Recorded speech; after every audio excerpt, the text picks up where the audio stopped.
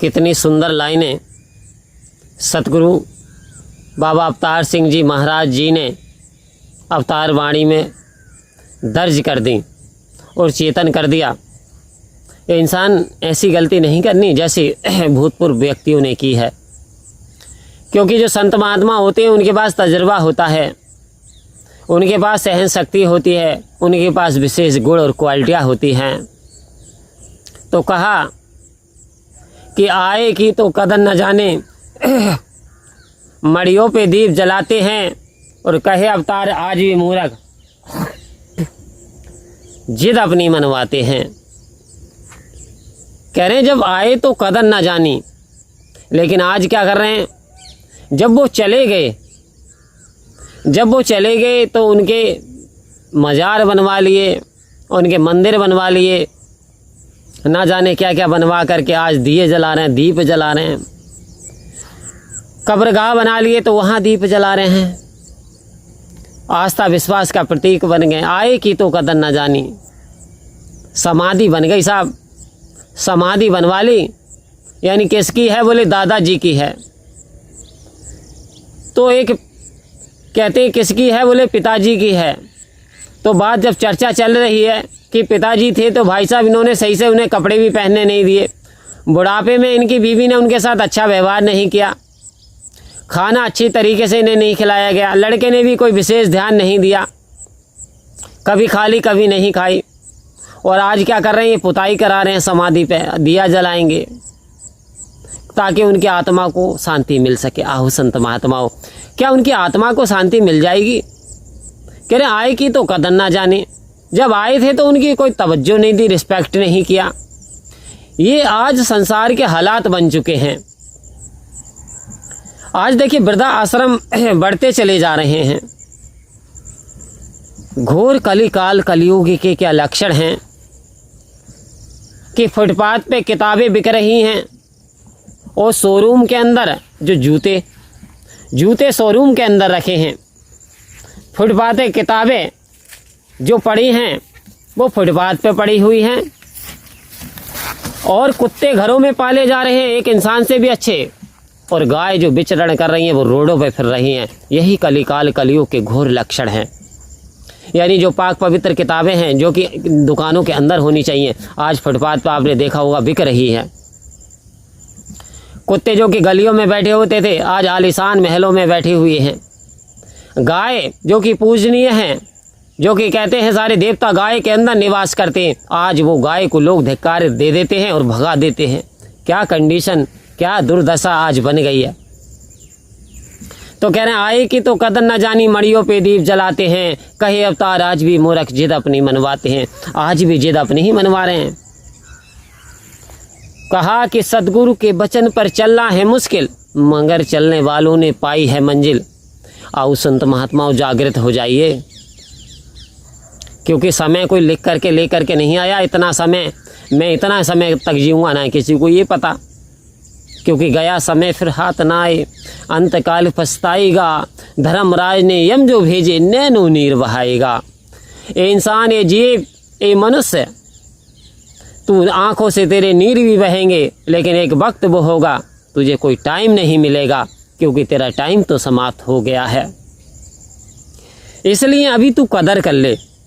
यदि तेरे जीवन में माँ बाप आए तो तू इनकी कदर कर ले। यदि तेरे जीवन में सदगुरु आए तो तू इनकी कदर कर ले।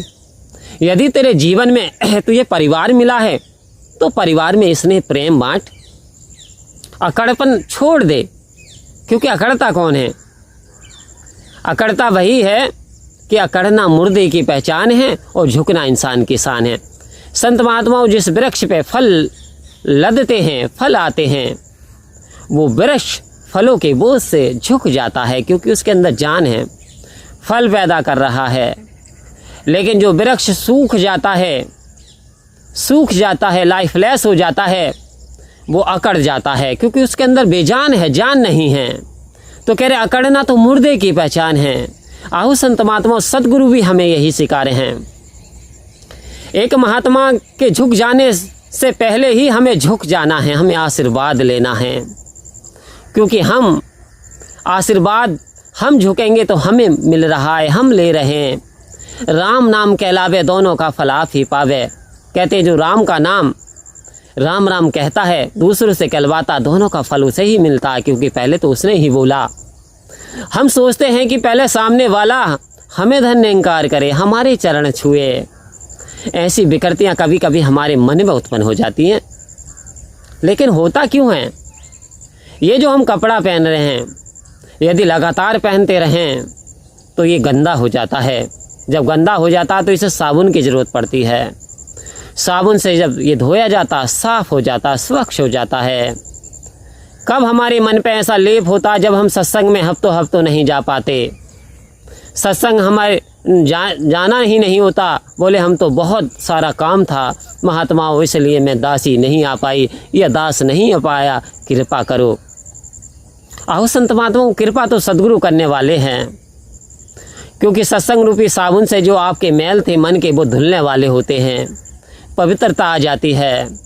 क्यों दरबार तेरा दरबारों में एक खास अहमियत रखता है, उसको वो मिल जाता है जो जैसी नीयत रखता है। सतगुरु के दरबार में जो जैसी नीयत रखता है, जैसी चाहत रखता है, उसे वैसा ही मिल जाता है। तो मेरे सतगुरु का दरबार दरबारों में एक आला है, खास अहमियत रखता है संत महात्माओं। क्योंकि ए नादानो क्यों डरते हो, दास तो कहता है ए नादानो क्यों डरते हो, इस दर पर शीश झुकाने से ए नादानो ये वो दर है जहाँ शीश चढ़ाए जाते हैं, दुनिया के सताए लोग यहाँ सीने से लगाए जाते हैं। आज हम बहुत किस्मत वाले हैं जो सतगुरु का दरबार हमें मिला है, क्योंकि दुनिया में कोरलाम ही कोरलाम है, अशांति है, शांति नहीं, आर्टिफिशियल है, मटेरियलिज्म है, लेकिन सच्चा सुकून व आनंद नहीं है। सच्चा सुकून आनंद सतगुरु की कृपा से हमें मिला। जिस आनंद की खातिर, तो कहा जिस धन की खातिर तू मानव उठ उठ दौड़ लगाता है, जिस धन की खातिर तू मानव उठ उठ दौड़ लगाता है, सतगुरु की यदि सेवा कर ले स्वयं दौड़ा आता है। कह रहे हैं यदि पैसे की चाहत है ना, तो ज्ञान को एकत्र कीजिए, नॉलेज होनी चाहिए, सतगुरु के वचन पे चलिए, सतगुरु के सेवा कीजिए, सेवा सत्संग सिमरन में योगदान दीजिए, और आप वचन का पालन कर लें। जिस दिन आपने वचन का पालन करना शुरू कर दिया, उस दिन समझ लें आपकी तकदीर बदलनी शुरू हो गई। क्योंकि हमें सतगुरु के वचनों को ना केवल सुनना है, बल्कि उन्हें आत्मसात करना, अपनाना भी है। बार बार गलती ना करें। क्यों? क्योंकि जो गलती करे उसे इंसान कहते हैं, जो बार बार गलती करे, जो गलती पे भी गलती करे, उसे शैतान कहते हैं, और जो कभी जीवन में गलती ना करे, अरे उसे ही तो भगवान कहते हैं। बन ना सको भगवान अगर, तो कम से कम इंसान बनो। अगर भगवान नहीं बन सकते तो इंसान तो बन ही सकते हैं। आज मेरे सतगुरु का ये पैगाम है, जन जन तक पहुंचाना है, प्रेम और भाईचारे को बढ़ाना है। परम प्यार से बोलिए धन्यवाद जी।